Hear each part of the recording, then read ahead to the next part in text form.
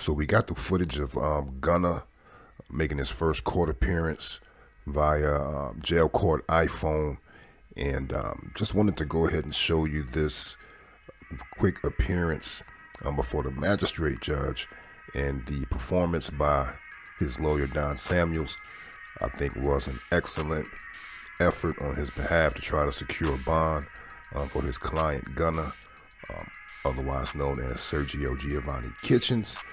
And we're going to get into the video. This is just my commentary. If you want to have a lawyer on your side, you want that lawyer pulling out all the stops from front to back, from beginning to end. And it looks like in this case, he may have a lawyer that's worth his weight in gold, definitely worth his salt. So take a look. We'll get into it, and I'll make a few comments here and there. Thought it was very interesting. Gunna here, definitely gonna take a few days to get his mind right, but I hope he doesn't take long at all. Looks like they're trying to definitely railroad the boy, but let's go ahead and get into this video.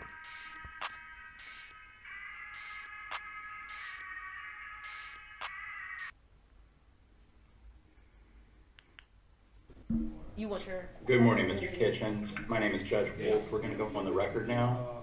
This is our first appearance warrant calendar, position 14. The indictment number is 22 SC 182273, the state versus Sergio G. Kitchens. And that is the prosecutor, the black guy to the right of Judge Wolf, and John Garland, one of Gunna's attorneys, down on the left.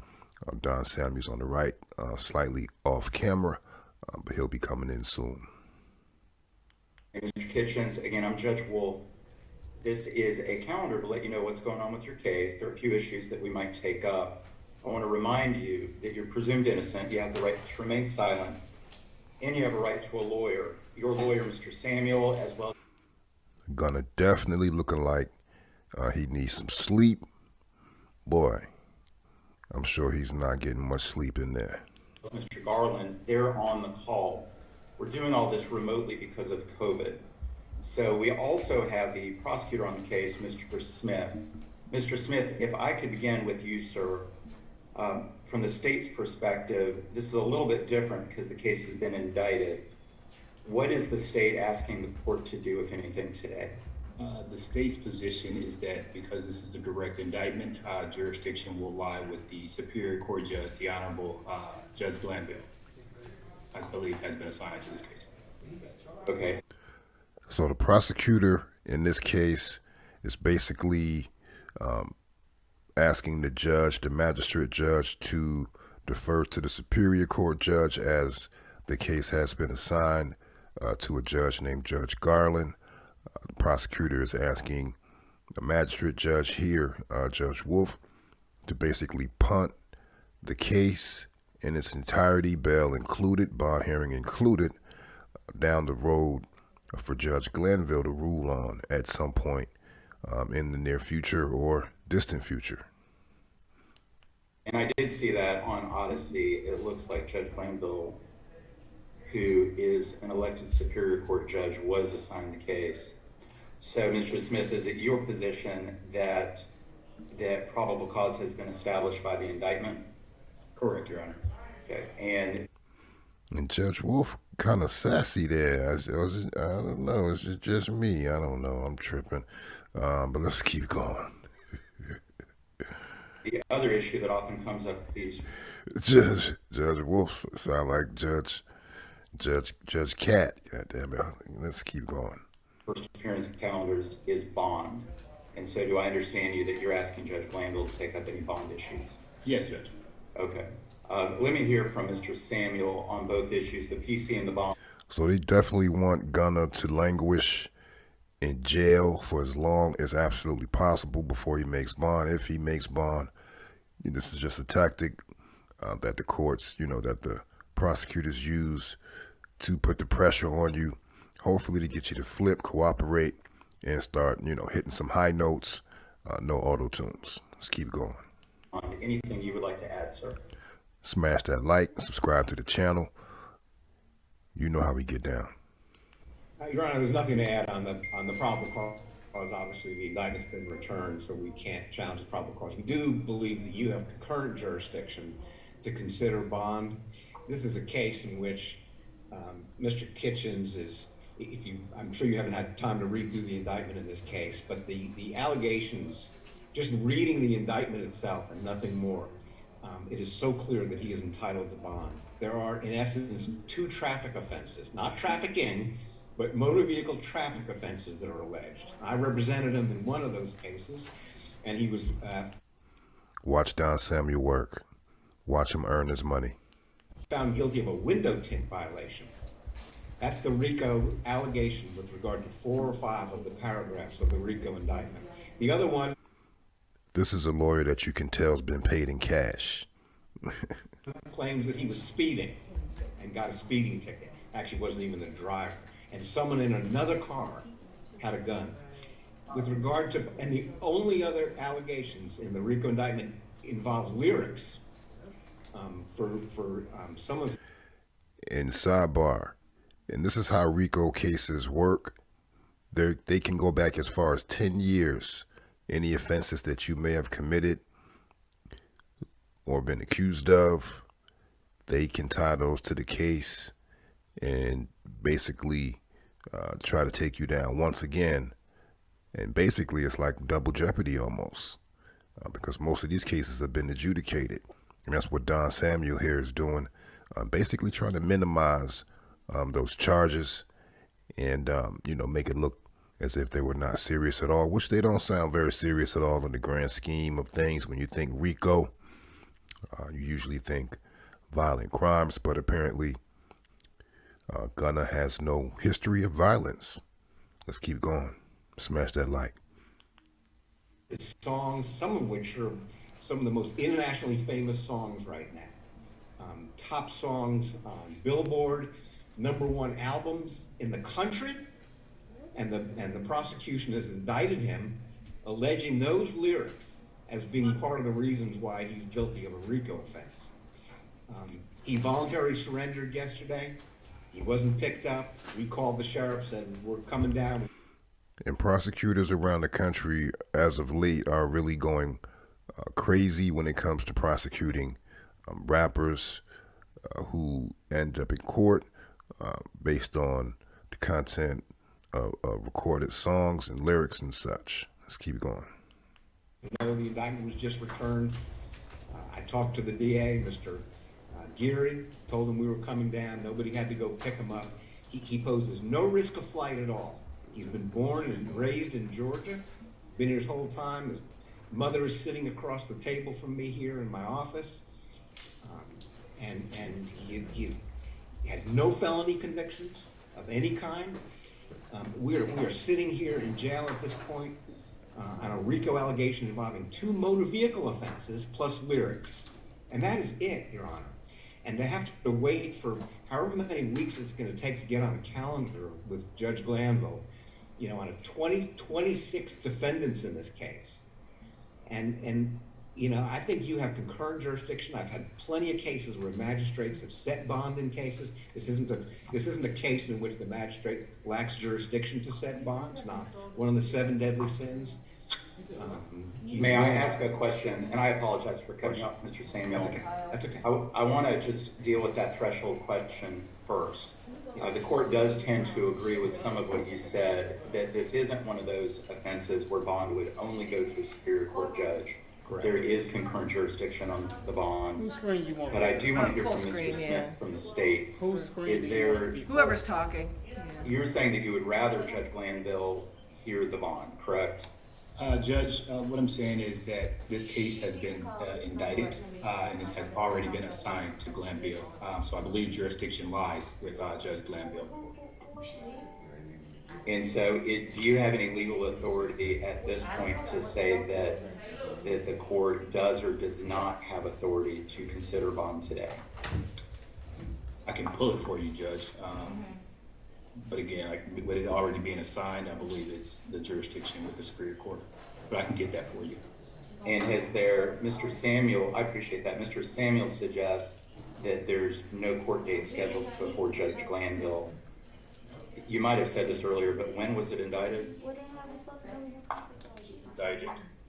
The 9th, Your The Honor. 9th, Your Honor. Okay, 2 days ago.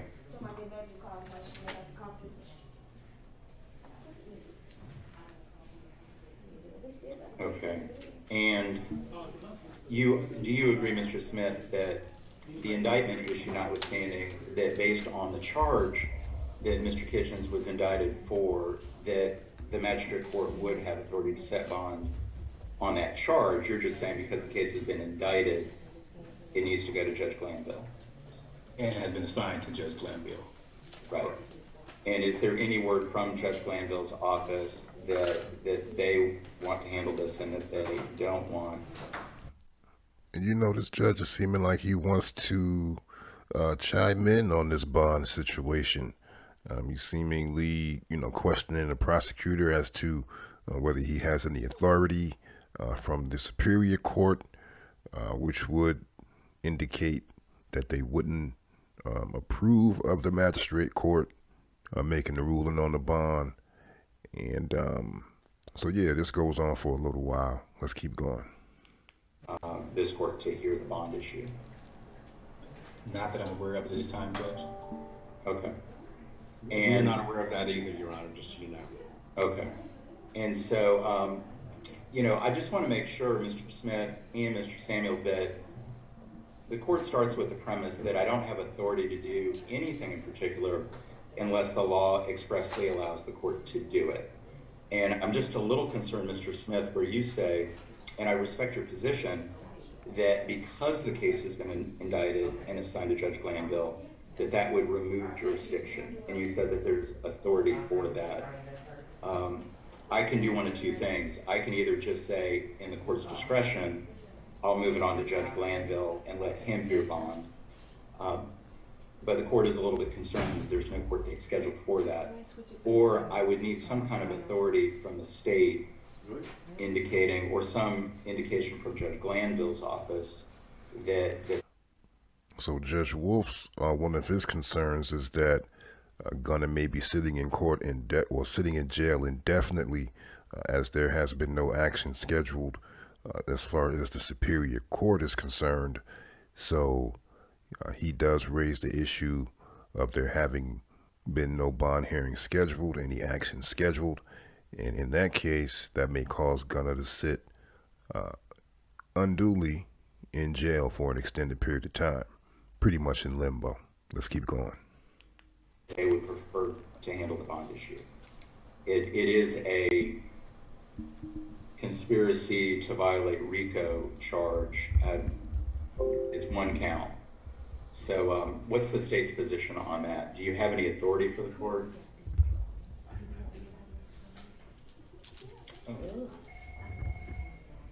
Gunna looking like, what the hell's going on? I need some lean. Just, may I have a brief moment, Judge? I need a perky. Of course. And I don't want to rush you. I don't want to rush either side.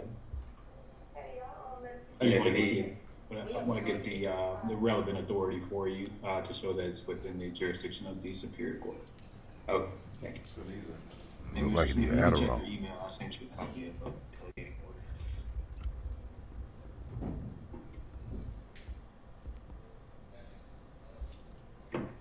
And for everybody here for the 11:30 calendar, we'll get started soon. I appreciate everybody's patience.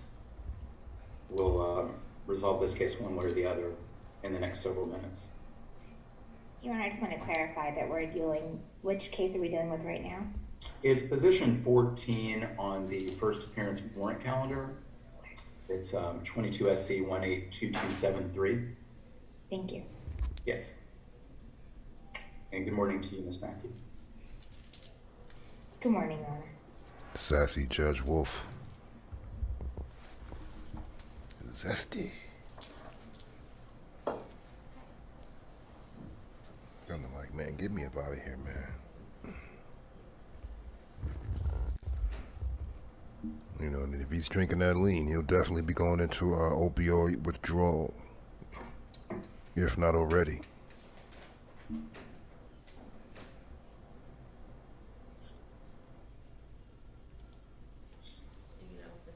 pretty much like heroin withdrawal.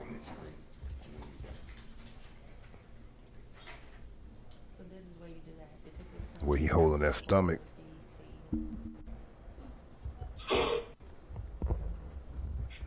That's how them junkies used to be looking in the county down in pretrial. Looking at 2021 EX001071, an order delegating the setting of bail.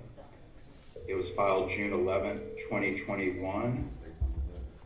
And it does give this schedule. It's signed by Judge Brasher as the Chief Judge of the Superior Court of Fulton County, Atlanta Judicial Circuit. One of the things that it says is that the judges of the Superior Court of Fulton County, Atlanta Judicial Circuit hereby order and authorize the delegation of the authority to set bonds to magistrate and state courts. And I want to say to you, Mr. Kitchens, I'm a magistrate court judge. The delegation of the authority to set bonds to magistrate and state court judges for a period of 1 year, so we're still under that year, pursuant to OCGA 176(1)H, under the following conditions. And we've already mentioned that there are certain charges not before the court today, not delegated for any case, regardless of the charges involved, that has been indicted and assigned to the docket of a Superior Court judge. So I do want to hear from Mr. Samuel. You were talking about Rule 26.1. I want to give both sides ample opportunity to argue this issue. The court is sensitive to any defendant in jail without bond, but I also must follow and respectfully follow Judge Brasher's order, as well as the laws and constitution of our state. So with that, Mr. Samuel, we can get you a copy of that delegating order, but it seems to speak directly to this situation. It does. I don't have a copy of the delegating order. I still maintain that you have concurrent jurisdiction both by statute and by the uniform rules. And I'm not sure that Judge Brasher necessarily was absolutely depriving you of the ability to do it, because there's plenty of cases where magistrates do it. We have no word from Judge Glanville saying that, you know, with a 26 defendant case, he's gonna, you know, suspend everything else, the important matters that he has, and deprive the magistrate of, you know, your expertise to grant bonds. And especially, as I said, in a case like this where, you know, the defendant's in custody, he turns himself in, voluntarily surrenders, there's no allegations of violence, there's no allegations of flight, no allegations of any danger to the community.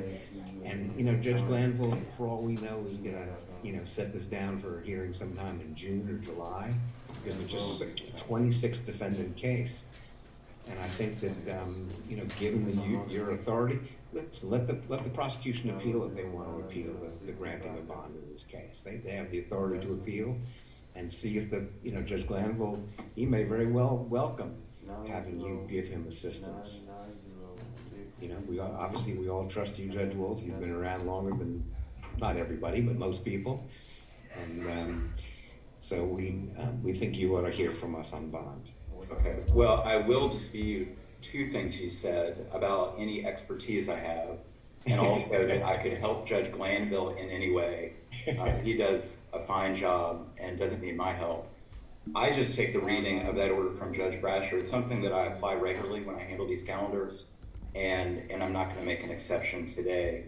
So respectfully, all those bond issues are absolutely relevant, Mr. Kitchens, but they need to be taken up before Judge Glanville, because he was assigned the indicted case. If you were just in front of me, like a lot of other people on this calendar, unindicted, then absolutely I would consider bond. But I don't have the authority to do it today. So any other issues need to go before Judge Glanville. So he's saying if he would have been charged but not indicted, he may have been able to work with him on the bond. But in this case, he is going to punt that responsibility down the road to the Superior Court judge, Judge Glanville, in this case. So that's a L for Gunna and his team. Kudos to his counsel, Don Samuel.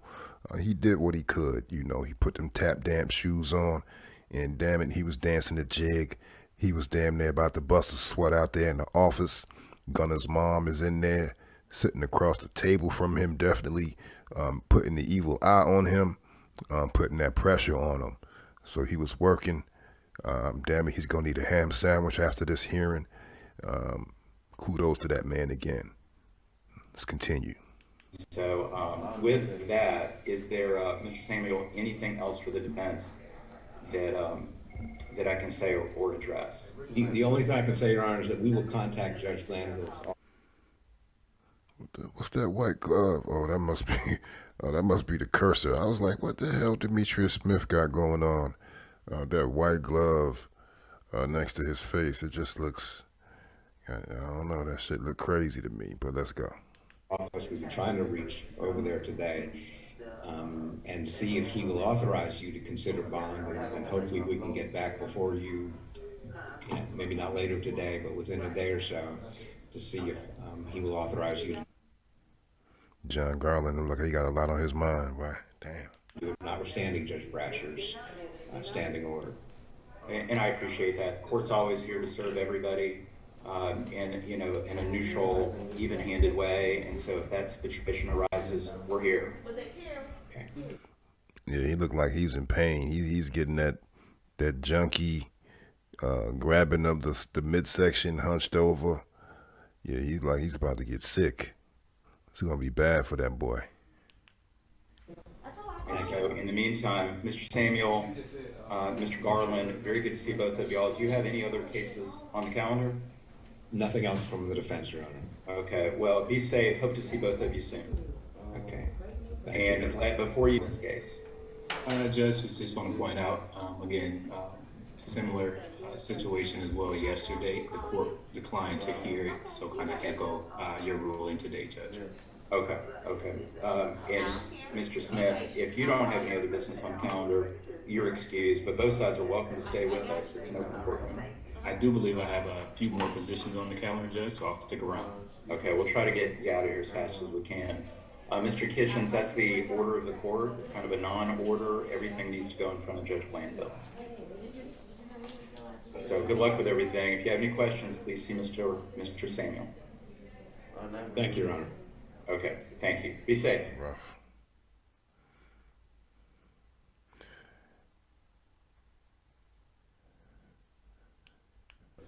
You want your... Good morning, Mr. And yeah, man, Gunna's probably, the most innocent of them all. Got charged with one count. And again, this one count is based on previous cases that have been adjudicated, misdemeanor cases that have been adjudicated. And like I said earlier, they go back 10 years. So if you jaywalked across Main Street downtown on a Thursday and you caught a ticket, they could potentially attach that to the RICO case. So yeah, that's about the size of it. Hop down in the comment section if you got something to say, but definitely smash that like button and subscribe to the channel on the way out. He was bringing out all the dirty laundry.